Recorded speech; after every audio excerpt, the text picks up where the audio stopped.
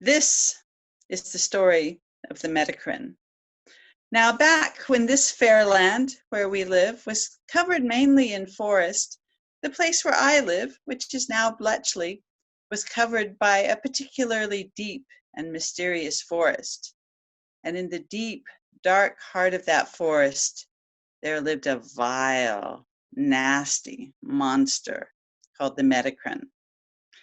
And the Medicrin really liked eating people.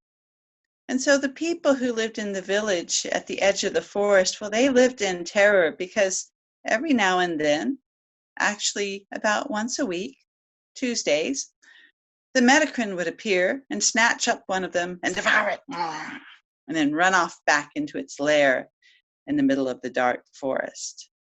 And everyone had just about made up their minds that they were going to go away and live in another village down the road, maybe Stony Stratford, when into town rode a hero. Yay!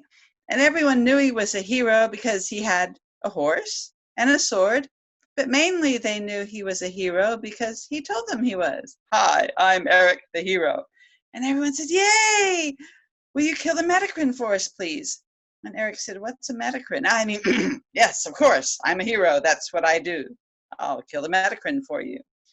And as soon as he had a moment's privacy, he went into his saddlebags and pulled out his big encyclopedia of monsters and flipped through it and found the page and read, Medicrin. They're 9 feet tall. They stink of sulfur and rotten eggs. And that's mainly because they don't brush their teeth or bathe very often. And they like to eat people, preferably raw, but they'll take cooked if they can get it. But more than that, they like to eat loons. Now, for those of you who are a bit behind on your bird lore, loons are a type of waterfowl. They're black and white. They used to be a lot more around, but the Medicrin ate them and the populations never really recovered. So you might not have seen one around lately. But there were still some back then, and Eric thought, aha, I have a plan. And so he got the villagers to dig a 20-foot pit, and while they were doing that, he went off loon hunting. And it took him all day, so he didn't get back to the village until about that evening, just as the villagers were finishing up the 20-foot pit. But he took the loon and he tied it to a log and threw the loon and the log into the bottom of the pit. And it was getting dark now, so everyone scampered back to their houses, and Eric went and hid in the bushes at the edge of the pit.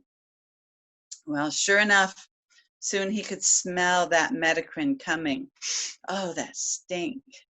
And the Medicrin tiptoed through the village, and it smelled that loon, and it came closer to the pit, and then, ooh, it smelled danger, by which I mean Eric the hero, who didn't take baths much either. And the Medicrin ran off back home, but on the way he snatched up an unwary villager and devoured it, yum, and then went back to his lair. Well, the next morning, as you might imagine, those villagers, they were angry. They were upset at the loss of their neighbor, and they felt let down by their hero. And they actually wanted to ask for their money back, except, of course, they hadn't actually given Eric any money, but some said they should throw him into the pit. But eventually, calmer heads prevailed, and they said, well, let's give Eric another chance. And so Eric, gratefully, went back when he had a moment's privacy to that encyclopedia of monsters and read further. And there he read that the Medicrin, actually, they're quite socially anxious. They're very shy at parties, and they won't speak to you. You have to go and talk to them. And more than eating humans or loons, the thing they like best in all the world, like most of us, is sugar, sweet things. Yummy. So Eric had a plan. Of course, the problem was this is the darkest Buckinghamshire back in the day, and there just wasn't that much sugar around.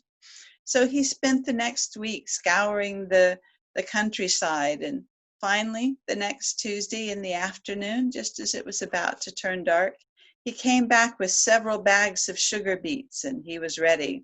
And he started emptying those bags into the pit. And that's when he discovered the fatal flaw to his plan, because no one had thought to feed that poor loon for a whole week. And that poor bird was starving.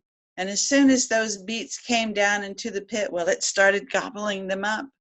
And it ate every single sugar beet and all the sugar that Eric emptied into the pit. And well, it was too late. It was getting dark, and he could already catch a whiff of Medicrin on the breeze. And so Eric didn't have any choice but to go hide in the bushes and hope for the best. And sure enough, here came that Medicrin tiptoeing through the village, and it smelled the loon, and it came closer, and it smelled Eric and started to turn, but then it caught a whiff of sugar and a whiff of sugar beet.